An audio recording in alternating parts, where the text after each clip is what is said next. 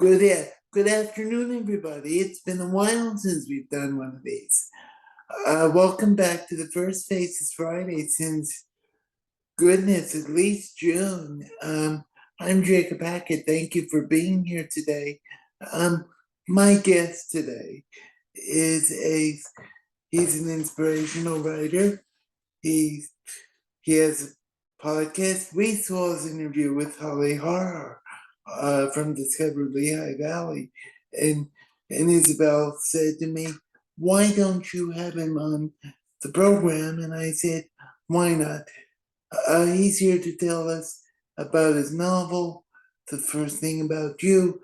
Ladies and gentlemen, please welcome Chaz Hayden. Chaz, thank you for being here. No, thank you so much for having me. Awesome to meet you, Jacob.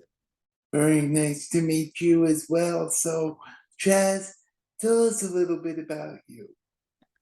Yeah, so I have a disability myself. I have a disability called spinal muscular atrophy, which is a form of muscular dystrophy. Pretty much means I have weak muscles. I was diagnosed when I was 3 months old, and from the time I was 2 years old, I've been in a powered wheelchair, just driving around. That's my means of transportation. And just growing up, I've had so many experiences of just dealing with a disability and identifying and making relationships. And I've always had a passion for storytelling that a few years ago I said, why don't I put those experiences and feelings into a novel? And that's what sparked the idea for my debut young adult novel, The First Thing About You, which just came out in September. I mean, it's like I said in the open, Chaz, it's very inspiring for someone like you to tell your story through a whole other context that Mm, people may not, people may not see or be able mm. to grasp. So, and I read the synopsis. I highly encourage you read it. It's all over uh, the Kindle. It's everywhere.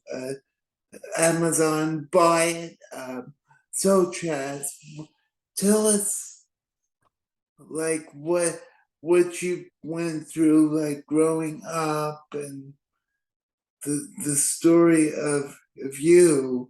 I mean, you told us you were diagnosed at a very young age. So give us like the story of your life. Oh, geez, how much time do we have? That's funny because that's what people ask me when. Uh, So yeah, I this, think so. When I was diagnosed, um, it's sort of a interesting story because I was, a few months old by then, and I was starting to kind of reach certain milestones. Like I was beginning to crawl a little bit and move around, and then my mom says, one day she puts me down for a nap, and a few hours later picks me up, and I'm just all floppy like a rag doll, like really not moving much, and which is very scary. I have an older brother who's 4 years older, and he's able-bodied. So she knew something wasn't right and took me over to the hospital and a bunch of testing and different doctors, and I was diagnosed with SMA. And unfortunately, back in the mid 90s, SMA had been around for a long time, but we're still learning about it. Even now, we're still learning about it. So when you're diagnosed that young, the original doctor my mom saw was like, bring your son home. He's not going to live more than a year old. So just cherish the time you have together. Which in general is just a really horrible thing to say to anybody. And of course, my mom, just the person that she is, and my parents in general, my dad too, were like, no, that's not acceptable. Like, we're going to find other doctors that know about SMA. We're going to put Chaz into physical therapy. Like, we're going to treat him like anyone else. And I think because of that, and having an older brother, like I said, I was raised to not be different and to not be treated different and to not think about myself differently. And when I would reach certain obstacles, I sort of had the creativity because of the advocacy from my parents to overcome those. And I mean, yeah, I mean, my parents are the same way. Just because you have a disability does not mean, oh, I have a disability, the world stops now. Yeah, You have to persevere through the yeah, life. I mean, life doesn't, you don't wake up in the morning and go, oh, life is so easy. yeah. I think that's the whole point is like, if my brother got in trouble, I got in trouble the same way, right? Like I was never treated differently, and I was sort of pushed to make friends the same way, and I think what's funny is what I say is sports, and this is a big theme in my novel as well, but sports was so big in my family. My brother played all sports, my dad coached him, and even though I couldn't play, I was involved. I would stand on the sideline and I would keep statistics and I would sort of analyze the game and strategize whether it was football, basketball, baseball, whatever it was. And I think I was always finding ways to relate even to the people like my own peers, right, who were playing sports and running around and like trying to be involved in that culture of being a child and adolescence that is in a sense very active, but trying to sort of keep up and not just sit on the side and be like, well, I can't experience this 100%, so I'm not going to be involved. I always try to involve myself no matter what. And I'm the same way. I'm constantly out in the community, you know, just be just because I'm I have a disability doesn't mean the world stops at a halt. Yeah, and also I'm from New Jersey. I grew up in northern Jersey, and Jersey is such a great place. I mean, for any sort of disability benefits, and I think because of that, I was able to really thrive. As much as I did, and I think just the culture there of being mainstreamed in and being around a normal educational setting was also really beneficial for me as well. Yeah, and I mean it's the smallest things that wind up being so beneficial for people. Yeah, 100%.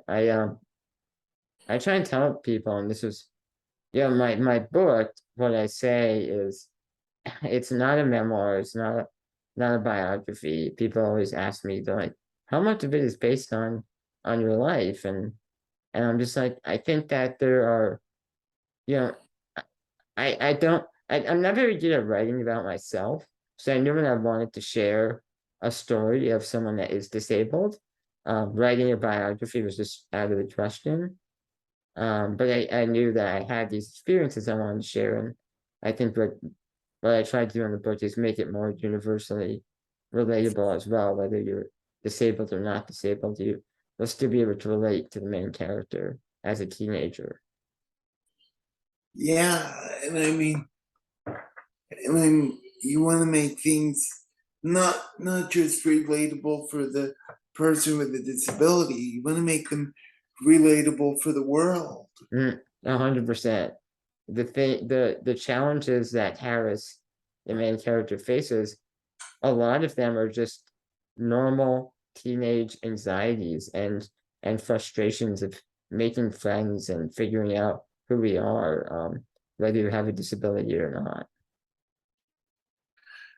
And yeah, yeah, and I hate to say this, it's all in who you are and how you, I guess it's carry yourself, in the community. And yeah, Hmm. Hmm. Yeah, I always try to be like, in the beginning you said the story is inspiring. I never have a problem.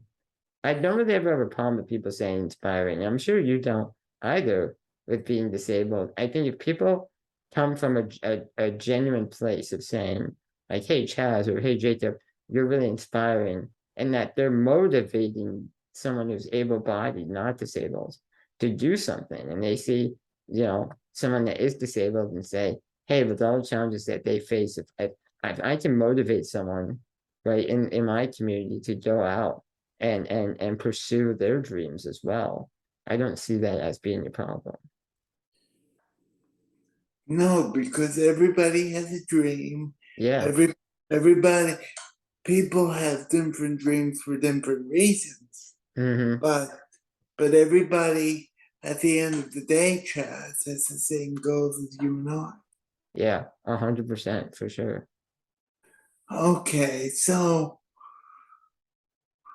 tell us about, like, were you, I guess, were you mainstreamed in high school? Like, Yeah, so I was mainstreamed all throughout elementary and middle school. When I was graduating eighth grade, my brother had just gone through 4 years of the high school in my town, and kind of that transitional period, the district was unfortunately giving me and my parents a hard time about accommodations and technology and sort of the tools and that I would need in order to be an independent student in high school. And I ended up finding I didn't actually go to high school.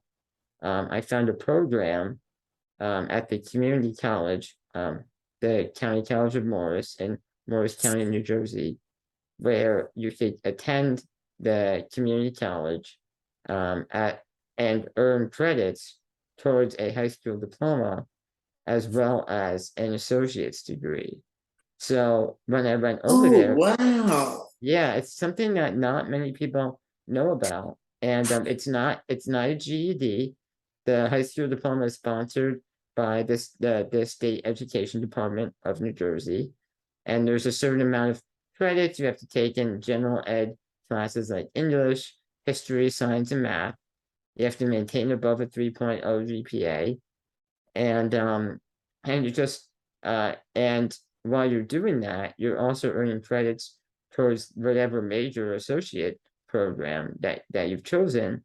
But the reason I did it is when I went over to the college to learn about it, when my parents are like, you know what, going to high school is probably not the best situation. We heard about this program, let's go find out more information about it. When we went over there, and they were like, well, to get into it, you have to take placement tests to see if you qualify.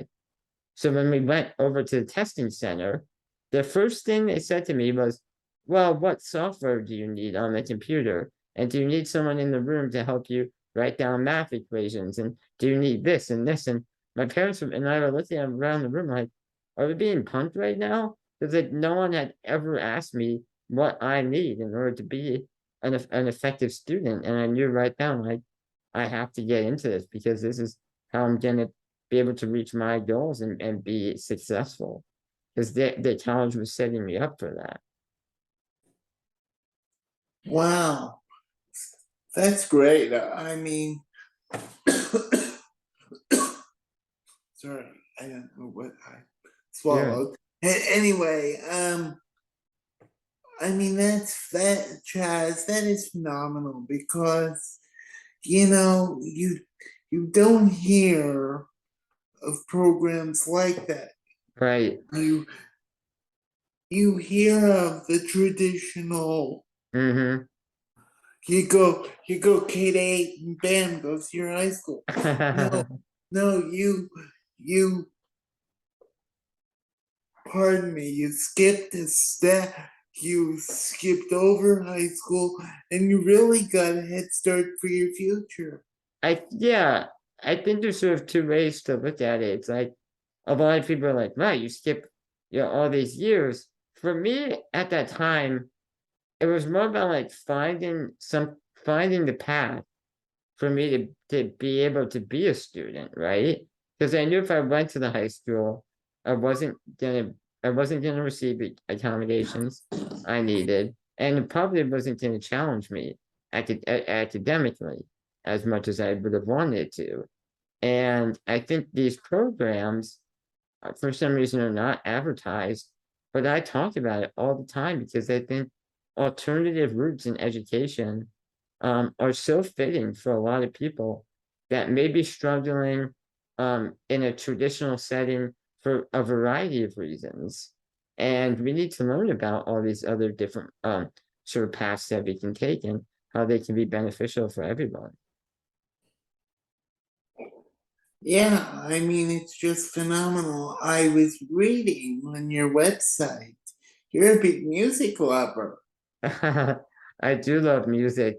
When I was a kid, I used to write music. I played multiple different instruments. I played the drums, the saxophone for a little bit, mostly the drums, and the snare drum in the band and steel band, and then I also sang, and I was convinced at a very young age I was gonna attend Juilliard.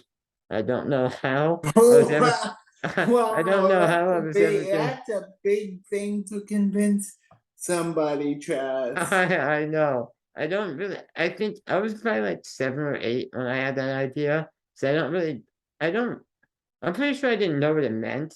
I just knew that you study music there.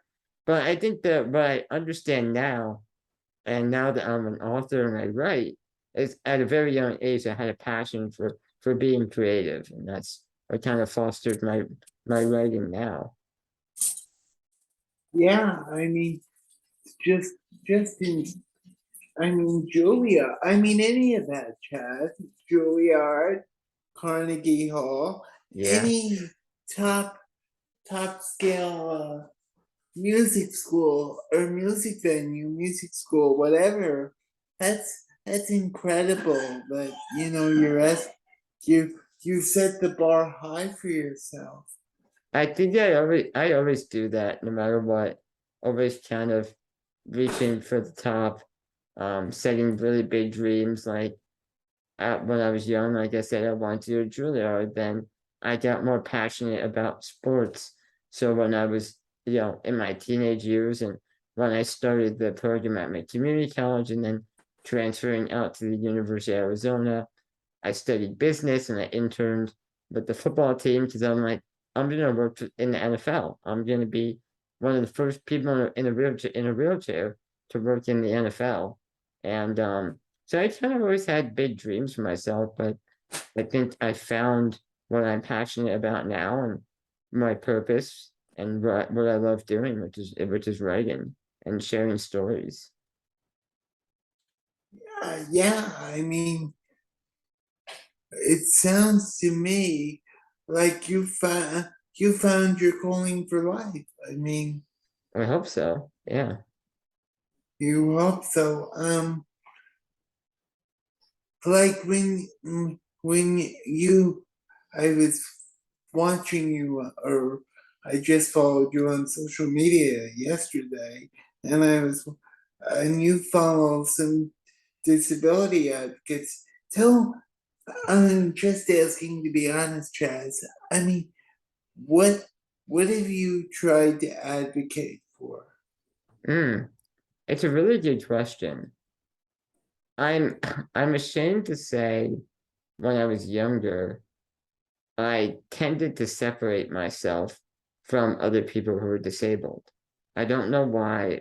Maybe it was just I, in a sense, like I said, never really considered myself disabled. So I'm like, why do I need to advocate and be around other people who are? Which is a really terrible way to think. Um, and I try and show young people now to not think that way.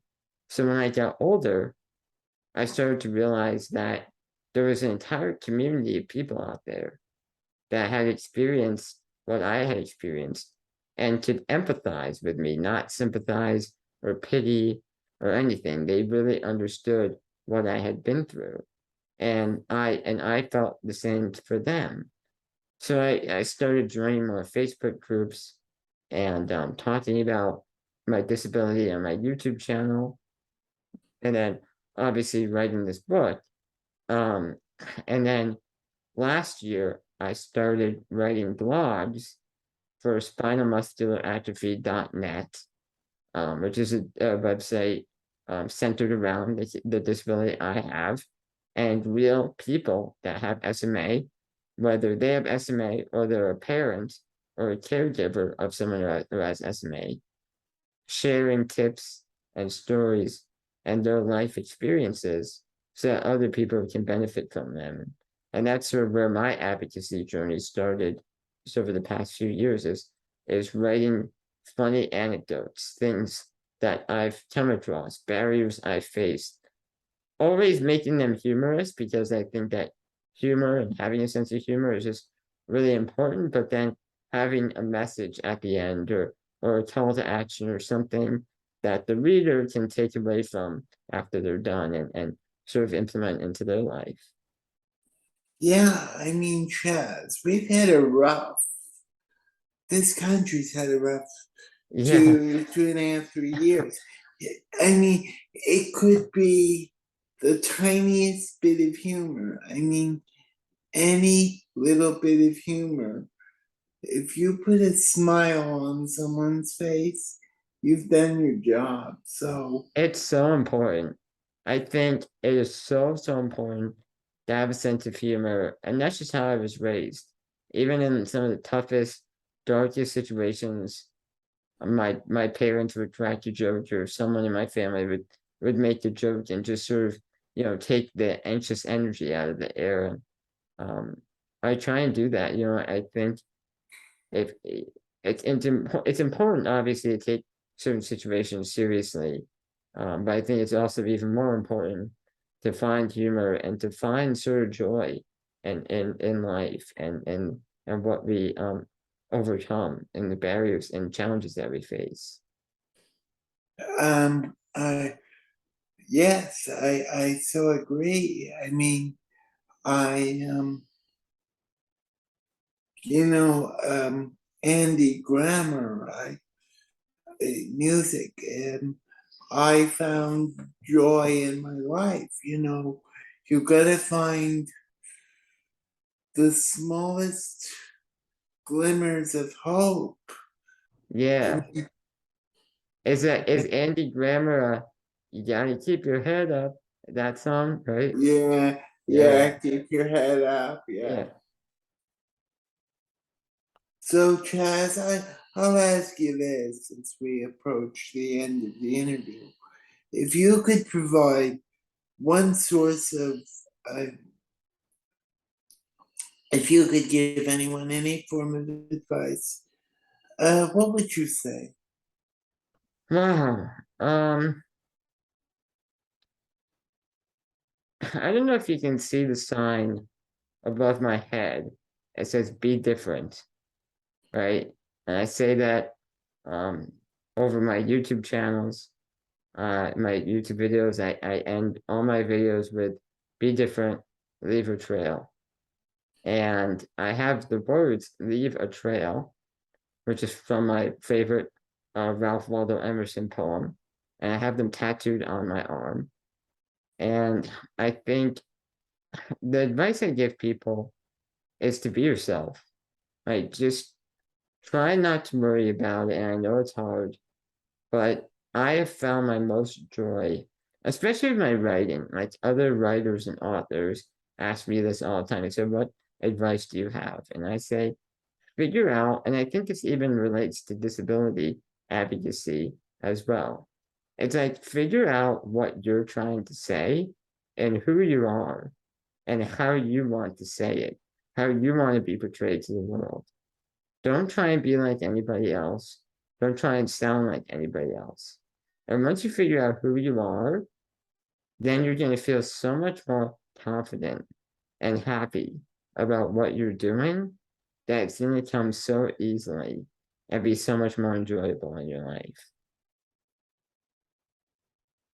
Yeah, I agree, Chaz. Chaz, one more time, promote your book.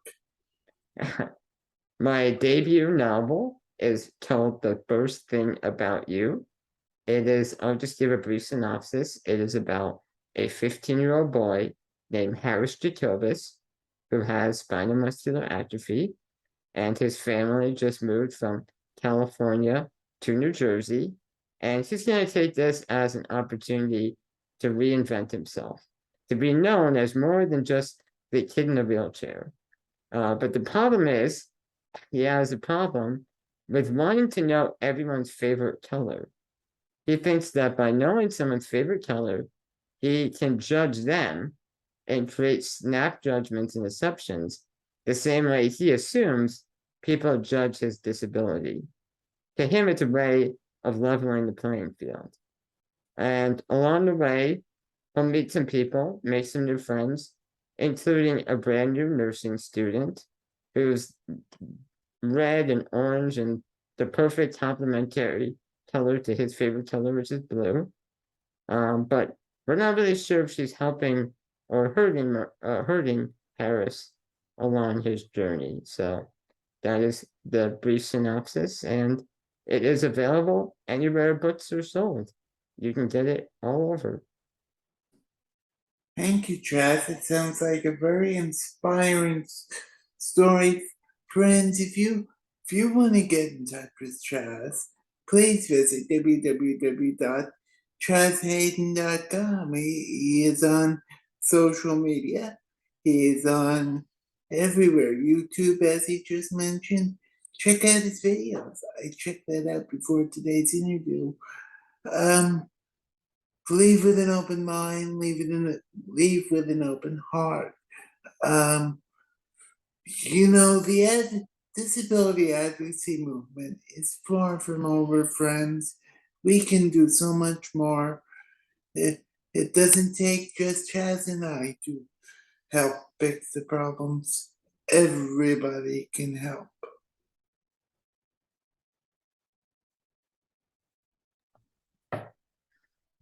So Chaz, the meeting, if you could stop the meeting, please. Record. Yep. Give me 1 sec. Hold on. Hey, do you mind if we're done filming, right? Yeah, we're done. Okay. Do you mind if hold on, do you mind 1 sec? I just need to call for help for a second. Hey, Mom!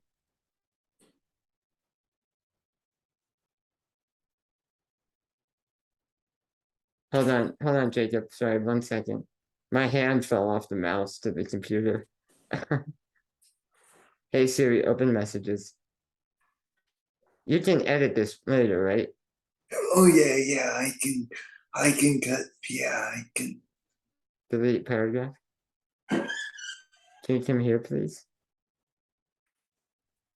Tap send. Go home. I was just using my phone to text my mom. Sorry, my hand fell off the mouse to the computer. Yeah, Chaz says, send me your phone number so I can keep in contact with you. Oh, for sure, yeah. Delete paragraph.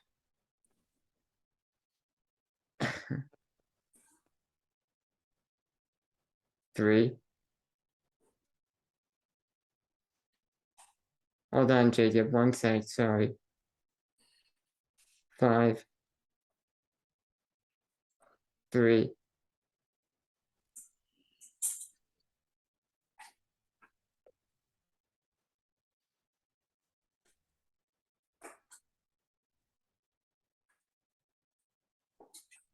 Yeah, it's me.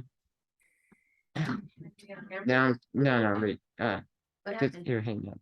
My hand fell off. Huh?